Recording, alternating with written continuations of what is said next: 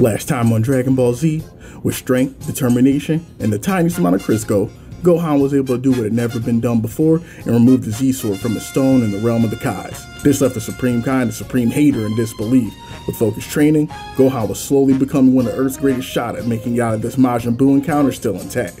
Back at home, with a megaphone and a healthy dose of tough love, Goku was actively working to get Goten and Trunks in shape to be the Earth's mightiest defenders as his time on the planet slowly came to a close.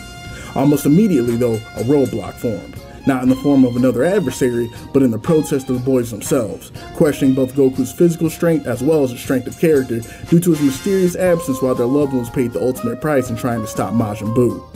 Taking the boys' comments in stride, Goku assured them that there would be plenty of time to question the legitimacy of his hands after Majin Buu was pushing up daisies. Goku prepared to teach the boys the fusion ritual, but was interrupted by a breaking news bulletin from everyone's favorite sewer rodent, who apparently had some news to share with everyone that absolutely couldn't wait. Hello friends! Welcome back to Cooking with Babidi and Boo, where our first course will be turning yet another entire city of priceless human lives into a delectable confection because 3 of your own kind think they're too good to have a word with your good old Uncle Babidi. Majin Buu, take it away. That was all Boo needed to hear. Seconds later, using his infernal antenna to cannibalize yet another city before blowing out the candles yet again, and sending the Z-homies just a bit closer to the edge. Reflecting his growth from his days as a Namekian terror, Big Green attempted to get the boys to avert their eyes from Majin Buu's delicious carnage. But in the end, childhood curiosity won out and the boys watched helplessly as another town was quite literally consumed without a thing they could do about it. Trunks had reached his limit, reaching out against both Piccolo and even his own better judgment to send Babidi a message. Hey you black plate carrying boot scum, this is Trunks. We're not ready for you yet, but as soon as Goten's undependable sperm donor teaches us this trick, we're coming to beat the brakes off you. And like that, the gauntlet had been thrown and the boys committed themselves to the teachings of Professor Kakarot so they can make good on their newly formed promise. Now from all my conversations with Piccolo, basically what he told me is if I could give you boys a penny for your thoughts, I'd probably get change back.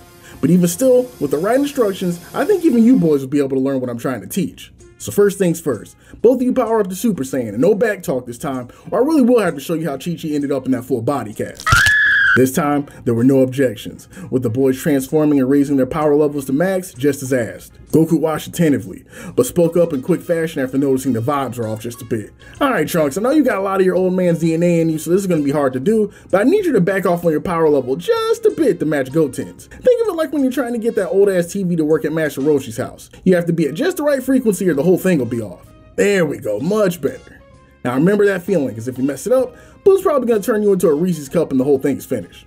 Right as Professor Goku was getting knee deep in his lecture, just like that annoying ex who can't get over the breakup, who else should pop up in everybody's mind palace yet again but Lord Babidi. But this time, it wasn't to put a guilt trip on. Rather, Babidi had some exciting news that he was far from the only sentient rat that wanted to see the green man and the boys made into fertilizer. Babidi gleefully informed the Earth's populace that he had been made privy to some information that one of his 3 buddies lives at Capsule Corp on the west side. So it looks like he and Boo have a couple of ideas where they'll be going for their next vacay, and he can only hope at least one of his honored guests will show up to meet him. And with this brief but incredibly toxic message, Babidi signed off on his way to turn the boys' dream of a fusion-filled beatdown into a nightmare. On the lookout, our view turns to Trunks, who is ready to spontaneously combust trying to figure out who ratted him out. The list was too long though, and between all those middle and high schoolers whose ankles he's broke at the local park and all the Robux he unnecessarily conned off of those dimwits online, him trying to figure out his list of enemies was like Dio trying to remember the number of breads he'd eaten in his lifetime. One thing I really appreciate the anime add-in was a little bit of closure to the scene as far as who's to blame for Trunks getting doxxed. In the manga, we just get a quick panel of Trunks getting heated wondering who the rat is before the scene moves forward. But in the anime canon, it's none other than Joe Dirt and his mom, the BBW baddie, who leaked the files. In the grand scheme of things, it changes nothing, but it's a nice little bit of color commentary that makes more than perfect sense when you remember how butthurt that whole family tree was after getting exposed and thrown in the gutter at the World Tournament. But Trunks certainly wasn't the only member of the Brees Estate pressed at the moment. After hearing this, Bulma instantly threw on her Chelsea boots and made her way over to Goku with a few choice words. Alright big shot, I've been letting you have your fun, but now I need to know the plan because Chuck E. Cheese over there said he's gonna roll up to my mom and dad's house and I guarantee you it's not to be part of their next scheduled poker night. Boom! Bulma, you gotta relax. I mean, even if he does boom your parents, which he most likely will, not gonna hold you, we can always undo the damage with the Dragon Balls. It'd be like they never even got ruthlessly cannibalized in the first place. Goku, at this point, you depend on the Dragon Balls more than I depend on my rose wine when Vegeta starts getting on my nerves. But the real problem is the radar. Hate to break it to you, buddy, but that thing is made out of some grade A silicone. We're talking parts that could take me mining blood diamonds in Mozambique for 3 lifetimes in order to get a new one. In other words, if that thing breaks, we're cooked and good luck finding the Dragon Balls. That is not what Kakarot was trying to hear. He hated to do it, but he knew this situation was going to call for some drastic measures. Way to kill the mood, Bulma. You're as bad as Piccolo. Trunks, I'm putting you and that smart-ass mouth on the spot. Go to your mom paws and grab that radar or else this whole thing's done for. I'm going to do what I can to keep Boo and Babidi busy in the meantime. Trunks couldn't help himself. Oh, so you're going to go out and take on Babidi and Boo alone? You sure not going to fall asleep this time somewhere before you get to him? Huh, good one, Trunks. Why don't you ask your mom how she and your Uncle Yamcha know each other? Goku could register the faintest hint of Bulma telling him to grow up before vanishing from the lookout and taking the subspace highway, bringing him face to face with the villains of the week for the very first time. Upon first getting jump scared by the orange karate man, Babidi yelled out an instinctive, "Whose man's is this?" while taking up his safe space behind the big body bruisers, childbearing heads. But after taking a second to register, he realized that it was the Saiyan with the bed head that blew Yakon away. "Oh, it's you. For a second I thought it might actually be someone worth paying attention to. What are you doing here anyway? I thought your buddy with the massive forehead left you in a ditch somewhere. Well, it's no matter. I should be thanking you after all. It's because of you that Boo got resurrected again in the first place." A moment of silence. Then Goku began to speak. "I gotta admit, me and Vegeta really screwed that one up. We both underestimated Boo. He's way stronger than either of us were willing to give him credit for." "Well, of course he was, you dolt. He was created by my father." And you know, homies, this line got me thinking of a video made by Seth, the go-to editor for this channel, titled Son Goku, an analysis where he speaks on a lot of the deeper story stuff going on in DBZ that often gets overlooked even by the fan base. And one of those major themes he's covered that's especially big here in the Buu Saga are the characters being forced to pay for the mistakes of the previous generation and making the necessary sacrifices to clean up one's messes. As Babidi mentioned before, it was his own sorry-ass pops Babidi that was responsible for the creation of Buu. And after his old man got flatlined by Supreme Mohawk, he saw it as his charge to pick up the mantle and finish the job his pops couldn't. But this is absolutely not the only time we see this idea of kids being driven to finish the work of those that came before. The last arc with the homie Perfect Green was on this type of time majorly, with the introduction of future Trunks and prepubescent Gohan as low-key new generation pro-tags who had to step up to the plate when the old men couldn't. And it doesn't just go for Vegeta's once-in-a-generation fumble against Cell. Goku's repeated errors from the past come into play majorly as well. And Seth's video really put into perspective for me just how often things almost go irreversibly Milhouse due to Kakarot's leaving the job half done, either due to kindness or the desire to set the Earth up with a new savior who may or may not have been up for the task. Frieza coming back to clap the Earth's cheeks, the creation of the androids after Goku's hood rat antics against the Red Ribbon Army, Super Perfect Green being one beam struggle away from turning the planet into a vacant parking lot, and now the resurrection of Majin Buu, whose early birthday celebration he was directly responsible for. A large part of Z has been made up of demons from Goku's past, and him trying to figure out a balance between being Earth's A1 hitter while also not making the planet solely dependent on him by setting the stage for one of the young bucks to take the title. As Goku learns though, finding his true successor proves to be a far more complicated answer than he ever thought it would be looking back. And the finale of the series hits when Goku believes he's finally found an appropriate answer to the who's up next problem. It's just so cool to see these sort of breadcrumbs being laid about demons from the past and worthy successors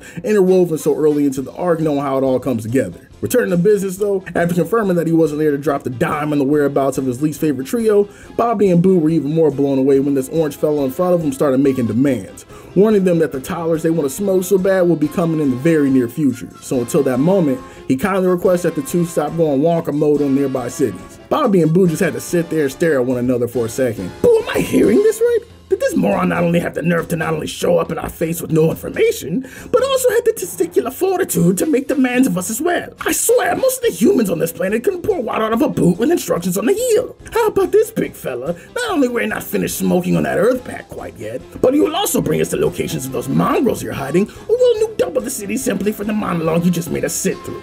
Funnily enough, after hearing the news, Goku didn't seem fazed or surprised in the slightest. "Yeah, gotta admit I was expecting that. Looks like I'm gonna have to stall you." "Stall us? Is there something wrong in your head, Earthman? Clearly the wheels are spinning, but the hamster's dead. Enough of this posturing, Majin Buu. Show this imbecile how we deal with jokesters and tough guys who don't come bearing gifts." Boo heard the request, made absolutely sure that everyone in attendance knew he didn't appreciate the tone and took his time strutting over to his new plaything. Goku picked up on this and put his black belt in instigation to use in rapid fashion, asking the big fella why he lets the old fly in the milk over there little boy him like that. With his kind of power, he should clearly be the one wearing the strap in this relationship, but he's just little old Goku, what does he know? Babidi here in the grade 8 game, and knowing that the last thing he needs right now is a lackey that knows his worth, immediately starts chucking venom at Goku, demanding silence and assuring him that Boo's about as smart as a bag of wet mice and half as useful. They both know who the alpha in the dynamic is. And if he decides to get even just the slightest bit jumpy, he's gonna have him back in that Pokeball faster than he can find a seat at the buffet. Boo clearly did not like that one and started looking back at Bobby like, yo, run that by me again real quick. The fuck you say to me, you little shit? Bruh, nothing is funnier than when Majin Buu just barely opens those peepers and starts staring somebody down when he's extra pressed. Big fella just looks fed up. And that's exactly what the vibes were as he looked over at his soon-to-be fired manager and was like, "Kill me, he kill you." And y'all know this had Babidi pressed, boy. Man just looked up through his gritted teeth, sweating, knowing damn well he got put in the checkmate by his indentured servant whose IQ was supposed to be room 10. But I still kill. Watch man face make me mad. Realizing at the time where words would have any value was coming to an end, Goku powered up as Bobby worked on getting the stream up and running to assure everyone on Earth will have a full screen 1440p look at what happens to anybody who dares stand 10 toes against he and his pink powerhouse's influence.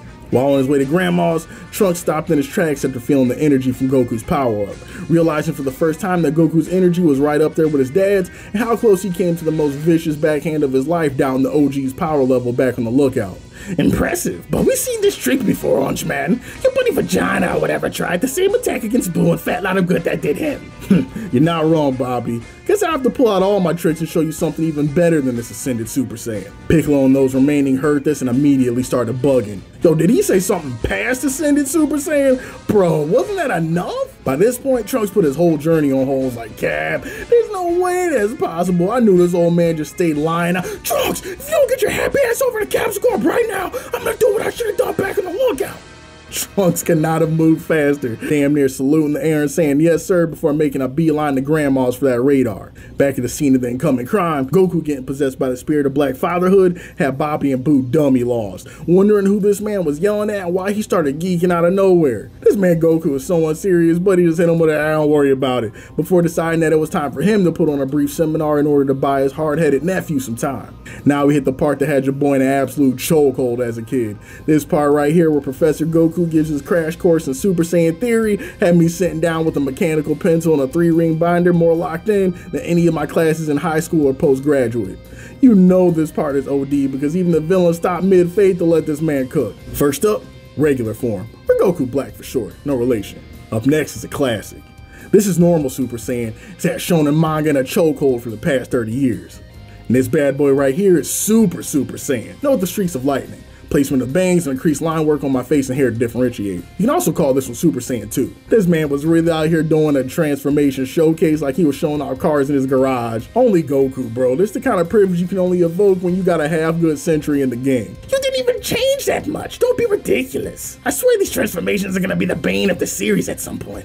Oh, but I'm not done. What I'm about to put you on to next is what it means to go further beyond. Goku then shifts his weight and puts his arms into position next to him. It's clear that whatever was coming next was about to be a world apart from what they just witnessed. As the seconds pass, Goku's body becomes enveloped in lightning. Every vein on his body begins to convulse in agony as his pupils disappear and something else starts to take him over. And real quick, can somebody please award that man Sean his Academy Award for his performance in this scene? Buddy hitting us with that. And this is to go even further beyond! Had every middle and high schooler in the 2000s jumping out their seat and trying to power up in their grandma's kitchen when nobody was looking. The anime community has still yet to recover from the magnitude of those bars. You couple Sean's Tony Award winning screams of agony with Prime Bruce Falconer going absolutely ham in the background with the anticipation of a new never before seen transformation, it was almost just too much. I distinctly remember watching this moment for the first time as a kid and believing in my heart of hearts that no piece of entertainment was ever going to top this moment. Just pure insanity. You had King Kai on the line losing his marbles, thinking about the repercussions from Goku going full sicko mode. Piccolo on the lookout ready to throw up because he wasn't even sure what he was looking at anymore. And even Tien somewhere in the Andes Mountains about to end up a statistic wondering just what the hell Goku did this time. The whole situation was pure chaos, culminating into the magnificent reveal of Super Saiyan 3. The transformation to end all transformations, for the fight to end all fights. And right here, with the completion of the grand transformation, is where we'll call it. Tune in next time, gang, as the newly powered up Goku goes toe-to-toe with the villainous Majin Buu. Is the otherworldly might of the Super Saiyan 3 transformation enough to ensure the safety of the planet? Or will even that not be enough to give Trunks the time he needs to put their plan into place? Only one way to find out. Be easy, y'all, and catch you again in the next video.